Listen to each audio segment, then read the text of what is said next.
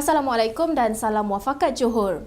Susulan kes kebocoran kertas soalan ujian pencapaian sekolah rendah UPSR 2014, siasatan awal polis kini tertumpu kepada seorang guru sekolah rendah di Johor yang mengesan kebocoran menerusi aplikasi WhatsApp dalam telefon bimbitnya.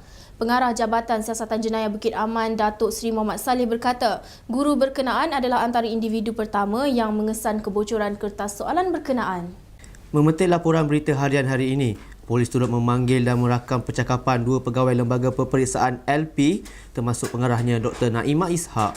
Dr. Naimah dalam laporan polis menyatakan pegawainya menerima maklumat kebocoran daripada seorang guru di Sekolah Kebangsaan Tampui, Johor Bahru. Guru terbabit kemudiannya menghantar kandungan soalan bocor yang diterimanya dipercayai tersebar menerusi aplikasi WhatsApp kepada pegawai pembina subjek sains LP di Kementerian Pendidikan di Putrajaya. Sementara itu, Kementerian Pendidikan menafikan kabar angin yang tersebar melalui laman media sosial. Kononnya ujian pencapaian sekolah rendah UPSR 2014 dibatalkan ekoran kebocoran beberapa kertas soalan peperiksaan itu. Menteri Pendidikan 2 Datuk Seri Idris Jusoh menasihatkan masyarakat agar mendapatkan maklumat yang sah mengenai isu itu daripada laman web rasmi Kementerian Pendidikan. Beliau berkata demikian menerusi laman Twitternya. Lembaga Peperiksaan semalam mengumumkan 30 September ini sebagai tarikh baharu bagi peperiksaan kertas bahasa Inggeris 1 dan 2 dan kertas peperiksaan sains 018, 028 dan 038 selepas kedua-dua kertas soalan didapati berlaku kebocoran. Di Johor, seramai 57,486 murid menduduki UPSR pada tahun ini melibatkan 964 buah pusat peperiksaan di seluruh negeri. Tan Sri Muhyiddin Yassin tidak menolak kemungkinan kebocoran kertas UPSR sebagai tindakan sengaja untuk mensabotase dirinya dan Kementerian Pendidikan.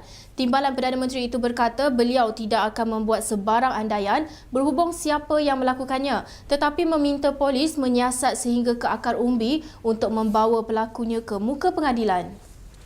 Beliau yang begitu marah atas insiden itu berkata beliau memandang serius kejadian itu kerana semua pihak sebelum ini telah diingatkan supaya sentiasa mematuhi segala peraturan dan prosedur penyediaan dan pengendalian kertas soalan bagi mengelak kejadian seumpama itu.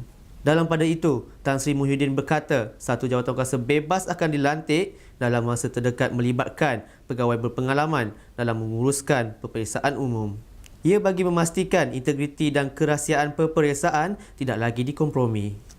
Ke berita tempatan lain, jasa perjuangan pahlawan negara tidak pernah dilupakan, sebaliknya terus mendapat perhatian daripada pelbagai pihak. Bagi memastikan kebajikan mereka terus dijaga, kerajaan negeri telah melancarkan kempen tabung rayuan Hari Pahlawan. Speaker Dewan Undangan Negeri Johor Tan Sri Muhammad Aziz berkata, kempen berkenaan bertujuan mengumpul sumbangan sebagai tanda sokongan kerajaan negeri bagi mengenang jasa pahlawan negara. Untuk mengenang jasa pahlawan, kerajaan telah menganjurkan kempen tabung rayuan Hari Pahlawan sebagai satu usaha untuk mengumpulkan sumbangan dari semua pihak. Dana yang dikumpulkan ini akan digunakan untuk memberi bantuan kebajikan kepada anggota dan keluarga veteran ACM yang memerlukan.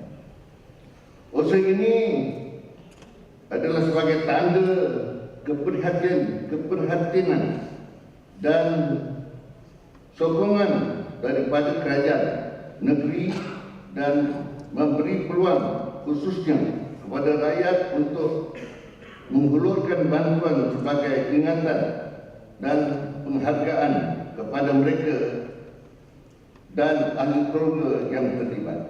Beliau mewakili Menteri Besar Johor berkata demikian ketika berucap pada majlis pelancaran tabung rayuan Hari Pahlawan Peringkat Negeri Johor di Pusat Islam Iskandar, Johor Bahru. Tambah beliau, kempen ini turut bertujuan memberi peluang kepada generasi muda diberi pendedahan terhadap maksud tersirat di sebalik sambutan Hari Pahlawan ini. Katanya, perjuangan para pahlawan seharusnya diingati oleh setiap lapisan masyarakat agar semangat patriotisme terus terpahat di dalam ingatan mereka. Pada majlis itu, kerajaan negeri turut menyampaikan sumbangan sebanyak RM100,000 kepada veteran ATM Johor. Sumbangan turut diberikan oleh Johor Corporation Jacob sebanyak RM70,000 dan kumpulan infradesa RM50,000. Dan daripada Persatuan Johor beri sumbangan dan ingatan kat sini pada orang yang macam saya lah, orang yang telah sedang upaya. Terima kasih banyak di atas kerajaan dengan Johor yang menganjurkan. Semoga bersyukurlah menerima apa yang dapat pada hari ini. Itu ajalah. Berapa sumbangan yang Pak Cik dapat? Tak ingat, mungkin dia tahu yang tak tahulah boleh kita dapat.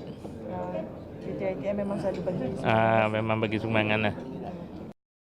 Pasukan Polis Marin PPM Wilayah 2 menumpaskan aktiviti penyeludupan rokok pelbagai jenis kira-kira 2 batu nautika dari pantai Parit Botak, Senggarang, Batu Pahat 2 hari lepas.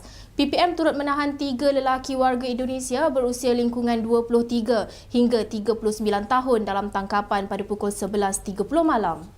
Menurut Komander ACP Pau Q Kong Chiang, pihaknya mengesan sebuah bot yang mencurigakan melalui kawasan perairan itu dari arah negara jiran menuju ke pantai Parit Botak.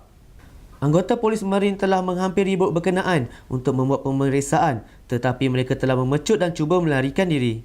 Dalam kejadian itu, kira-kira 39,400 kotak rokok pelbagai jenis turut dirampas dengan anggaran nilai cukai sebanyak lebih RM300,000. Kesemua rokok itu dipercayai diedarkan sekitar pantai barat Semenanjung Malaysia kerana rokok itu dijual jauh lebih murah. Sekian Nurul Akid Abdul Razak untuk edisi Buletin Selatan yang bersiaran dari pusat penyiaran kami di Nusajaya Johor. Salam takzim.